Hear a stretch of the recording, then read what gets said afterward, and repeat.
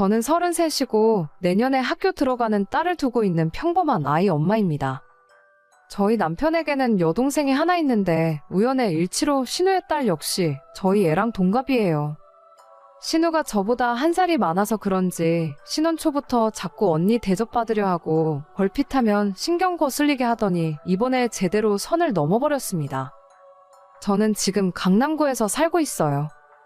돈이 많고 부자라서 강남에 사는 것이 아니라 저희 부모님 때부터 이 동네에서 살았고 제가 운영하는 사업장 역시도 강남에 있기 때문에 결혼한 이후에도 자연스럽게 이 동네에서 계속 살고 있습니다.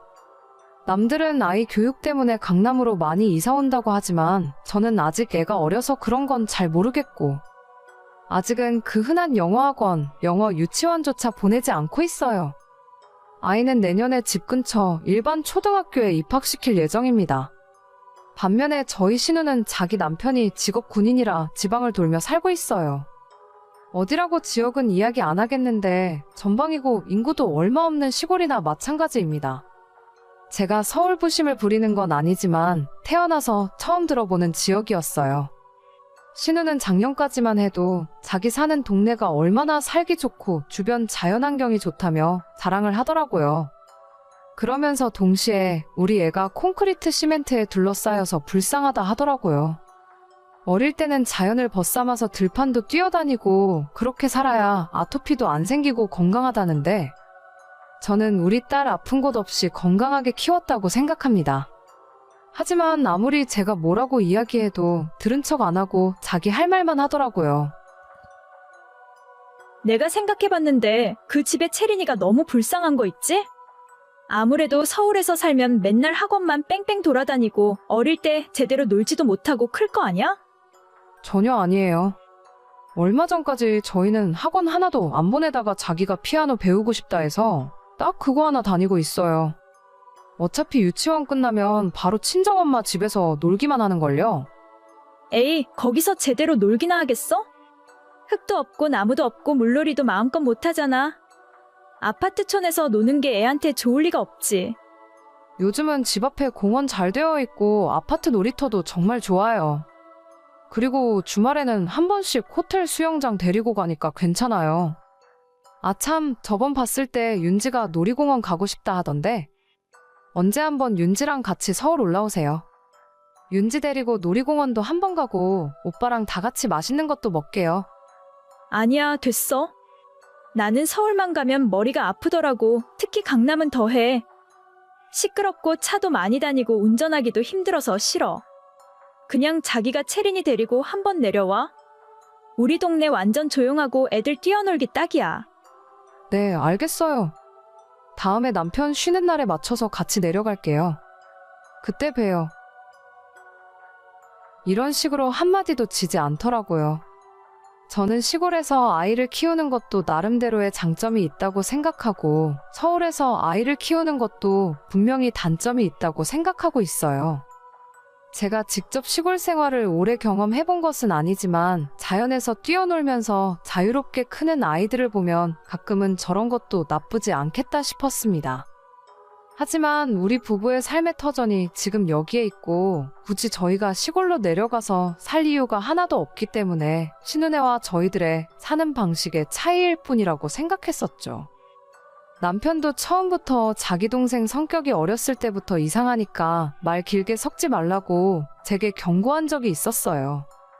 선천적으로 셈이 많고 다른 사람에게 지기 싫어하는 그 성격 때문에 주변에 사람도 별로 없고 친구도 거의 없는 거나 마찬가지라고 하더라고요.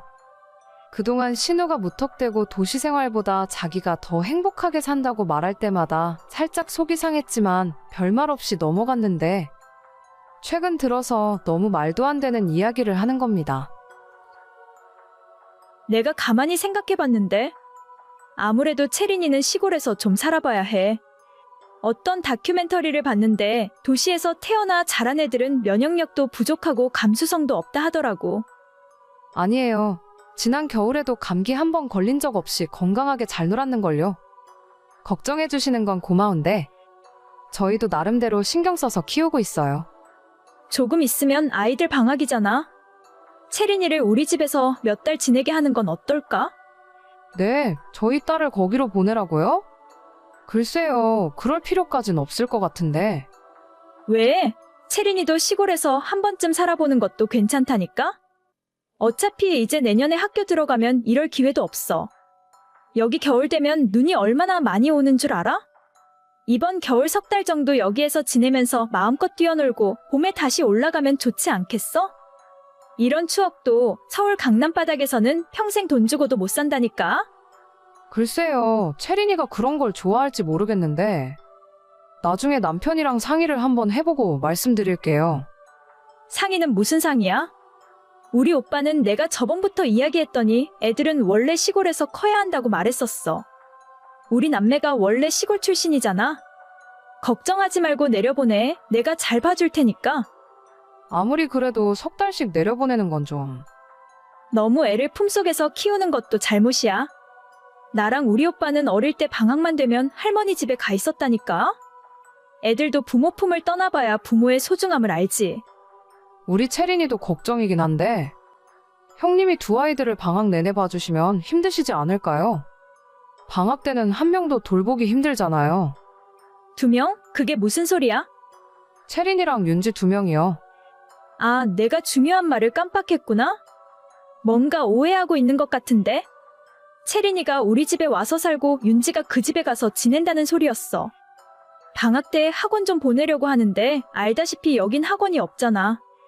초등학교 들어가기 전에 선행학습으로 영어랑 수학 정도는 기본이라더라. 아무래도 이런 시골보다는 서울 강남의 학원은 더 잘 되어 있겠지. 네, 윤지를 저희 집에서 데리고 있으라고요? 그래서 대신 채린이를 내려보내라고 하신 거예요? 응, 2명을 한 번에 봐주는 건 아무래도 힘들잖아. 그 집에서 우리 윤지 봐주고 대신 내가 채린이 봐준다는 소리였어. 아니요, 그럴 생각 없어요. 저희 채린이도 피아노 학원도 다녀야 하고 나름 여기서 할 일이 많아서요. 그래? 그럼 어쩔 수 없지. 나는 나름대로 배려해주려고 한 건데. 그럼 우리 윤지만 올려보낼게. 학원은 내가 미리 봐뒀거든. 학원비는 보내줄 테니까 방학 때 석 달만 맡아줘. 석 달이요? 아니요, 그건 좀 곤란할 것 같아요. 윤지 올라오면 지낼 방도 없거든요. 애들인데 방이야 아무데나 쓰면 돼. 채린이 방에 같이 자게 하면 될 거 아니야? 아니요, 전 그럴 생각 없어요. 학원 보내고 싶으시면 다른 방법을 찾으셔야 할 것 같아요. 아니, 그냥 애 하나 먹이고 재워달라는데 그게 그렇게 힘든 일이야? 하루도 아니고 석 달씩이나 남의 집 애를 봐줄 수가 없어요. 남편도 저도 맞벌이 하는데 낮에는 저희 친정엄마가 애를 봐주셔야 하거든요. 그럼 민폐를 끼칠 수는 없는 일이죠. 애 하나 더 보는 게 뭐가 어렵다고 그래? 진짜 서울에 산다고 유세 떠는 거 아니야? 만약에 나였으면 채린이 몇 달 봐주는 건 일도 아니었을걸? 죄송한데 저는 아니라서요. 이 문제는 더 이상 할 이야기가 없을 것 같네요. 우리 오빠한테 다 이야기할 거야. 내가 시골 산다고 무시하는 것 같은데 절대 그냥 안 넘어가. 저는 한 번도 무시한 적 없어요. 그렇게 느낀다면 그런 생각을 하는 사람이 문제겠죠. 저희 집을 친정부모님께서 사주신 건 알고 계시죠? 자꾸 억지 부리시면 오빠가 중간에서 가장 곤란해하지 않을까요? 그럼 알아들으신 걸로 알고 여기까지만 할게요. 이 문제로 더 이상 식구들끼리 시끄럽지 않았으면 좋겠어요. 갑자기 연락해서 우리 딸을 자기 집에 보내라고 하길래 무슨 소리인가 싶었어요. 결국은 신우가 자기 딸을 서울에서 학원에 보내고 싶었나 봅니다. 제가 집에서 살림하는 사람이면 조카를 봐줄 수도 있을 것 같은데 맞벌이를 하면서 늦게 퇴근하고 집에 오니 그럴 수도 없어요. 안 그래도 우리 딸 하나 친정엄마한테 맡겨놓는 것도 너무 죄송한데 조카까지 엄마한테 부탁할 수는 없는 노릇이잖아요. 적당히 알아들었으면 그만해야 하는데 쓸데없이 오기를 부리다가 서로 얼굴 붉히는 일까지 생겨버려 유감이네요. 그나마 눈치는 있는지 저희 남편한테 이야기는 안 한 것 같아 다행입니다.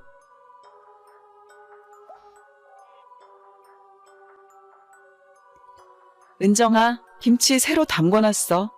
내일 와서 김치 좀 가져가. 저번에 준 것도 아직 많은데 무슨 김치를 또 담궜어. 그냥 엄마 가게에서나 팔아. 힘들게 왜 자꾸 만들고 그래? 저번에 준 건 묵은지고 이건 새로 담근 거란 말이야? 가게에서 파는 거랑 우리가 먹으려고 담그는 거랑 같니? 깍두기도 좀 같이 했고 일부러 많이 만들었으니까 너네 시댁에도 좀 가져다 드려. 시어머니한테? 싫어. 뭘 잘해주는 게 있다고 엄마 김치까지 가져다 주는데 그냥 우리 집 김치 냉장고에 두고 나 혼자 먹을 거야. 이거 사. 먹을 걸 가지고 그러면 벌 받아. 어차피 박서방이랑 너랑 둘이서는 다 먹지도 못해. 가져가서 시댁이랑 적당히 나눠서 먹어. 너가 먼저 잘해드리면 그쪽에서도 사람인데 하나밖에 없는 며느리를 이뻐라 해주시겠지. 어휴, 그런 괴팍한 노인네한테 이쁨 받고 싶지도 않네요. 지금도 남편 말 아니었으면 진작 결혼이고 뭐고 때려쳤을지도 몰라. 어쩜 그렇게 나만 보면 못 잡아 먹어서 안달인지. 은정아, 그런 소리 함부로 하는 거 아니야. 그래도 결혼했으면 가족이나 마찬가지인데 너가 먼저 잘해드려야지. 잘해봤자 아무 소용도 없어. 아무튼 김치는 내일 가지러 갈게. 엄마 가게로 가면 돼? 아니면 집으로 가지러 갈까? 우리 집 김치 냉장고에 넣어 놓을 테니까 가져가면 돼. 김치는 2통이고 깍두기도 하나 가져가. 알겠어. 엄마도 쉬엄쉬엄이래. 저희 친정엄마는 시장에서 20년 동안 반찬 가게를 하고 계십니다. 손맛 좋기로 유명하시고 저도 지금까지 엄마가 직접 담궈준 김치보다 맛있는 김치를 못 먹어봤을 정도로 정말 맛있어요. 가게에서 파는 반찬들도 맛있어서 장사가 잘 되는 편이고 오랜 시간 단골들이 진짜 많습니다. 저 시집간 뒤에도 정기적으로 반찬 가져가라 하시고 특히나 김치는 수시로 만들어서 주세요. 결혼한 지 2년이 지난 지금까지 저희 집은 물론이고 종종 시댁에도 가져다 주라며 넉넉하게 만들어서 주셨습니다. 하지만 이렇게까지 친정엄마가 신경을 쓰는데도 시어머니는 신혼 초부터 저랑 잘 안 맞았어요. 성격도 너무 안 맞고 평소 시모가 생각 없이 툭툭 던지는 말도 은근히 사람 짜증나게 하고 신경 거슬리기 때문에 얼굴 보고 대화하는 것 자체가 싫더라고요. 시간이 지나면 좀 나아질까 생각했지만 2년이 지난 지금까지도 시모는 너무 불편하고 어렵습니다. 요리도 완전 못하셔서 저희 엄마 반찬이나 김치 한번 가져다 주면 아버님이 너무 좋아하시는데 시모는 공짜로 받아 먹으면서 답내는 고사하고 잘 먹었다 고맙다라는 이야기 한번 한 적 없었어요. 어머님, 이번에 저희 친정엄마가 김치 새로 담그셨대요. 새김치 좀 가져다 드릴까요? 그래, 한번 맛이나 보게 좀 가져와 봐라. 그런데 저번에 물김치는 너무 짜더라고. 물 좀 넣고 겨우 다 먹긴 했는데 이번 김치도 혹시 짜니? 글쎄요. 물 김치가 짜게 느껴지셨으면 김치도 짤 수도 있는데 그냥 드리지 말고 저희끼리 먹을까요? 어머님 입맛에 맞는 걸로 새로 사드시는 게 낫겠죠? 아니다. 일단 가져와 봐. 사돈이 만들어준 성의가 있는데 짜건 싱겁건 그냥 주는 대로 먹어야지. 그래도 나 같은 사람이 솔직하게 이야기해주는 게 도와주는 거야. 너무 서운하게 듣지 말고 나중에 어머님한테 조금만 소금 간 덜하면 딱 좋을 것 같다고 전해드려. 네. 김치는 제가 내일 어머님 댁으로 가져다 드릴게요. 그래라. 혹시 이번엔 깍두기는 좀 안 하셨니? 너희 어머니는 김치보다 깍두기가 좀 낫더라. 깍두기는 작년에 한번 가져다 주더니 그 뒤로는 한번 구경을 못하네. 깍두기 이번에 좀 담그셨어요. 내일 김치 가져다 드리면서 깍두기도 같이 드릴게요. 저희 엄마 가게 가시면 항상 있는데. 아유, 돈 주고 사다 먹을 정도는 아니고 그냥 있으면 좀 맛이나 보자는 거지. 아무튼 그것도 가져와 봐라. 네. 진짜 듣기만 해도 짜증나지 않으세요? 처음엔 좋은 마음으로 어차피 엄마가 많이 만들었으니까 나눠드려야겠다 싶다가도 저런 말투를 들으면 좋은 마음이 싹 사라집니다. 돈 주고 사먹는 손님들도 저딴 식으로 말하진 않을 거예요. 맛이나 보긴 뭘 맛이나 본다는 건지. 너희 어머님 깍두기가 정말 맛있더라. 이런 맛있는 걸 공짜로 먹다니 너무 죄송하네. 이런 식으로 칭찬해주면 드리는 저도 기분 좋고 저희 엄마한테 말씀드리기도 좋잖아요. 기껏 김치 가져다 줬더니 싱겁다고 소금 간 줄이라는 소리나 하고 있으면 제가 그런 말을 엄마한테 어떻게 전하겠습니까? 입에 안 맞으면 안 받고 안 먹으면 될 텐데 주면 주는 대로 다 먹으면서 최근 들어서는 저희 엄마 김치로 주변에 생색까지 내고 있더라고요. 저번에 가져다 준 김치 좀 남은 거 없니? 몇 포기만 더 가져와 봐라. 그 많은 걸 벌써 다 드셨어요. 제가 큰 통으로 하나 가득 가져다 드렸는데. 아니야. 그걸 어떻게 벌써 다 먹겠니? 우리끼리 먹기에는 너무 많길래 아파트 아줌마들한테 반 포기씩 나눠줬는데 너도 나도 더 달라지 않니? 나보고 직접 만들었냐 하길래 그렇다고 했더니 깜짝 놀라더라고. 딴 사람들한테 다 나눠주셨다고요? 친정엄마가 어머님 드시라고 고생해서 만드신 건데. 사돈댁은 그게 일이잖니. 원래 맨날 하시는 분들은 별로 힘들지도 않아. 딱 5포기만 더 해달라고 말씀드려. 아줌마들 3포기 나눠주고 2포기는 나도 좀 먹어야지. 어머님, 그건 아닌 것 같아요. 저희 엄마가 힘들게 만드신 걸 왜 다른 사람한테 나눠주세요? 요즘 재료비도 엄청 올라서 돈으로 따져도 만만치 않아요. 그깟 배추값이 얼마나 한다고. 양념이야 어차피 너네 엄마 가게에 잔뜩 있을 거고 절인 배추만 사다가 대충 속 넣어서 주면 되는 거 아니냐. 배추값 그거 얼만데? 내가 줄게. 진짜 무식하면 입이라도 다물고 있어야 하는데 심오하는 말 때문에 혈압 터질 뻔했어요. 김치가 심오 생각하는 것처럼 그리 단순하게 만드는 것이 아닙니다. 절인 배추도 손이 많이 가지만 김치 양념 만드는 건 정말 중노동이에요. 채소 육순에서 찹쌀가루, 콩가루 넣고 풀 쓰고 식혀서 고춧가루부터 가진 양념 넣고 버무리는 것도 정말 일입니다. 특히 겨울이면 몰라도 한여름에 김치속 만들고 있으면 땀이 흥건해질 정도예요. 들어가는 재료들도 거의 다 국내산만 사용하고 아시는 분은 아시겠지만 국내산 고춧가루 값부터 정말 장난이 아니게 비쌉니다. 돈 들이고 시간과 정성 들여서 만들어 가져다 줬는데 반응이 저 모양이니 저희 집에 김치가 썩어나고 있어도 주고 싶지 않더라고요. 된장찌개 하나 똑바로 못 끓이는 분이 무슨 염치로 김치를 자기가 담궜다고 떠벌리고 다니는지 모르겠어요.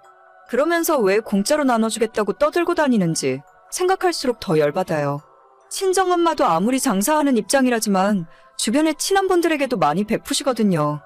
손이 커서 음식을 조금씩 못하시니까 잔뜩 만들어서 이웃도 나눠주고 주변 지인들한테도 조금씩 나눠주면 대부분 맛있게 잘 먹었다 해주시고 빵이나 과자 같은 간단한 답례품까지 주시곤 합니다. 그게 정상적인 사람들의 반응이고 제가 심호한테 바라는 것도 딱 그 정도였어요. 하지만 상상도 못한 소리를 들은 뒤로 더 이상 심호에게는 아무것도 해주고 싶지 않더라고요. 배추값 따위 필요 없어요. 그냥 어머님이 배추 사다가 직접 만들어서 나눠주세요. 앞으로는 김치 달라는 소리는 하지도 마시고요.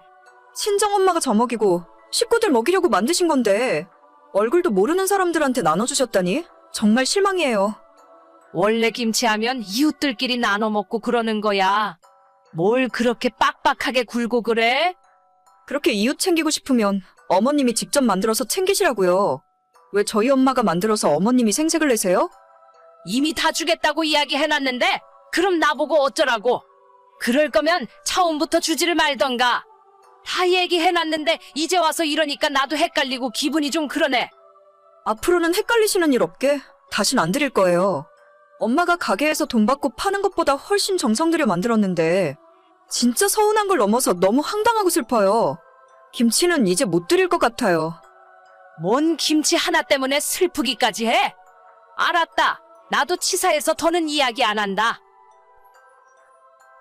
그렇게 저는 심호와 완전 사이가 멀어지게 되었습니다.